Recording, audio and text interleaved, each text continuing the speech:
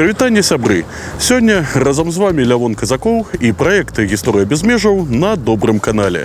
Тыдзень таму мы распачалі вандроўку па паўночнай частцы старога Менска, якая ў нашыя дні вядомая пад назвамі Пярэспа ды Старажоўка. Ну а сёння вас чакае другая частка гэтага падарожжа. І ў сённяшнім выпуску вы даведаецеся пра тое, якое ж мінулае было ў тэрыторыі, дзе калісьці знаходзіўся старажоўскі рынак, якім чынам з ім быў звязаны славуты беларускі пісьменнік Уладзімір Караткевіч і якую меў ён дзіўную звычку, якая вельмі здзіўляла як прадаўцоў, так і пакупнікоў рынку. А таксама крыху пагаворым пра гісторыю беларускага піва і, канешне ж, завітаем на самы стары мінскі бровар, які паспяхова функцыянуе і па сённяшні дзень. Пра ўсё гэта ды не толькі ў бліжэйшыя некалькі хвілін. Заставайцеся разам з намі.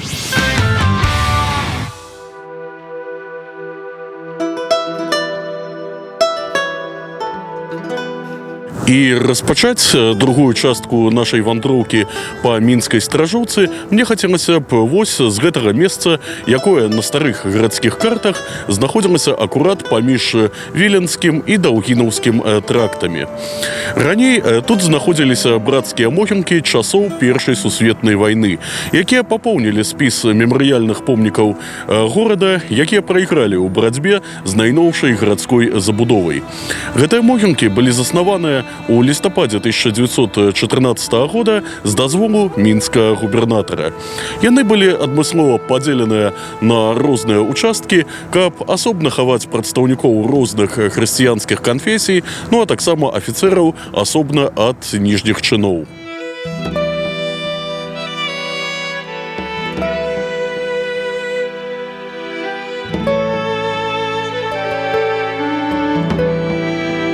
Сумная гісторыя гэтага месца працягнулася ў 1941 годзе. Неўзабаве пасля пачатку нямецкай акупацыі Мінска непадалёку быў заснаваны так званы часовы канцэнтрацыйны лагер. І людзі, якія ў ім загінулі, таксама былі пахаваныя на гэтых могілках. Аднак пасля заканчэння Другой сусветнай вайны падчас актыўнай забудовы горада могілкі гэтыя былі ліквідаваныя. Частка з іх трапіла пад навакольныя дамы, ну а на цэнтральнай тэрыторыі быў заснаваны так званы старажоўскі альбо птушыны рынак, на якім гандлявалі самай рознай жыўнасцю.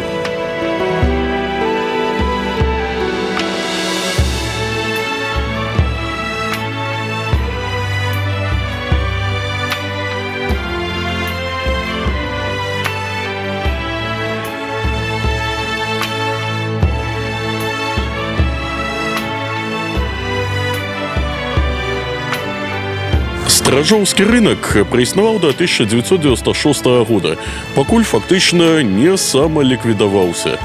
Пад цяжарам снегу не вытрымалі старыя навесы і ў выніку разбурыліся. Гарадскія ўлады вырашылі не адраджаць і не перабудоўваць рынак на гэтым самым месцы. Прадаўцоў накіравалі ў Ждановічы, ну а тут заснавалі вось гэты мемарыяльны комплекс памяці ахвяраў Першай сусветнай вайны, якія спачылі на гэтым месцы. І на маю думку, гэта вельмі і вельмі правільна. Але старажоўскі рынак застаўся ў памяці жыхароў горада. Больш за тое, застаўся ён і на старонках класікі беларускай літаратуры. У самым пачатку свайго рамана «Чорны замак Альшанскі» славуты беларускі пісьменнік Уладзімір Караткевіч даў рынку вельмі ёмкае ды яскравае апісанне. Што, ў прынцыпе, і не дзіўна, бо на працягу некалькіх гадоў з 1967 па 1973 ён пражыў побач. У гэтым, на першы погляд, непрыкметным доме па адрасе вуліца Веры Харужай, 48.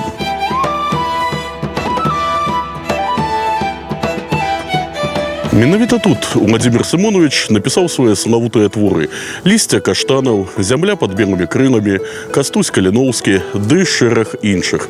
Ну а вось гэты пад'езд, што знаходзіцца за маёй спіною, якраз такі і трапіў у раман «Чорны замак Альшанскі» як пад'езд старых кавалераў.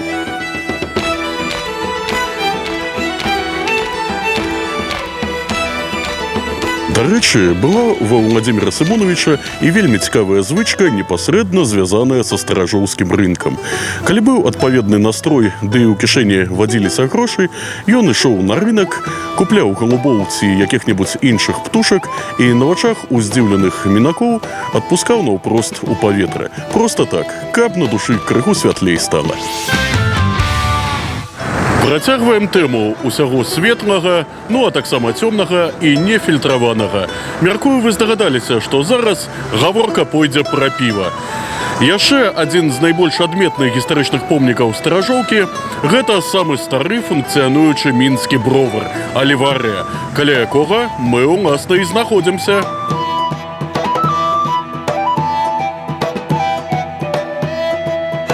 Увогуле, піва на беларускай зямлі ведалі і паважалі з самых даўніх часоў. У сярэднявеччы яго пілі ўсе, ад сялян да каралёў, і на тое былі цалкам аб'ектыўныя прычыны. Вада ў тыя часы вельмі часта была нізкай якасці і не зусім прыдатная да піцця.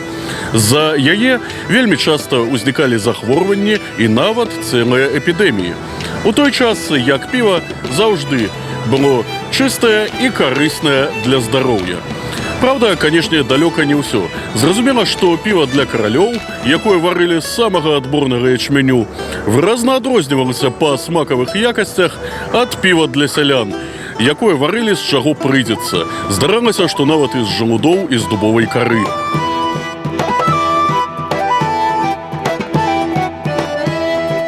На пачатку у нашых продкаў панавала піва верхавой ферментацыі, альбо, кажучы сучаснай тэрміналогіяй, эль.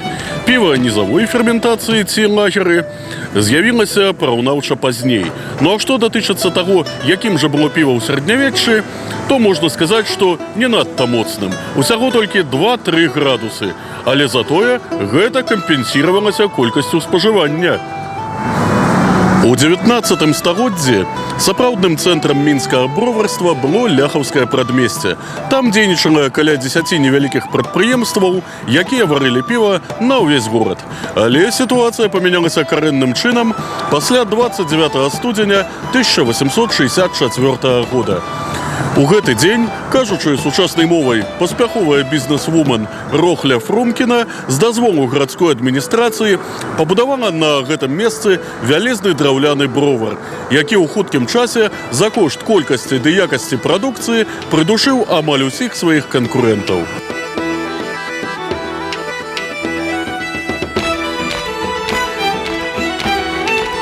У жніўні 1893 года гэты бровар выкупіў тагачасны гарадскі галава граф Караль Ян Чапскі. Ён істотна ўклаўся ў вытворчасць, закупіў найноўшае абсталяванне, а таксама пабудаваў вось гэты самы каменны будынак. Прадпрыемства атрымала таксама і новую назву «Піўзавод Багемія». Праз 6 гадоў граф па стане здароўя не здолеў у поўным аб'ёме займацца прадпрыемствам. Таму ён прадаў свой бізнес братам Лекерт, якія і валодалі заводам аж да 1917 года. Пасля рэвалюцыі піўзавод Багемія трансфарміраваўся ў піваварны завод «Беларусь», які з 1994 года мы ведаем як завод «Аліварыя». Вось такая атрымалася гісторыя мінскай старажоўкі, што называецца ад млынара Мінеска і аж да піва Аліварыя. І гэта ўсяго толькі адна адносна невялікая частка нашага горада. Ну а пра іншыя цікавыя гісторыі, факты, падзеі і асобы, звязаныя з нашай мінуўшчынай, вы даведаецеся ў нашых наступных відэа. Ну а зараз надышоў час развітвацца. Сёння разам з вами быў Лявон Казакоў і праект «Гісторыя без межаў» на добрым канале. Калі вам спадабалася гэтае відэа, не забывайцеся паставіць лайк, а таксама падпісацца на наш канал. До наступнай сустрэчы!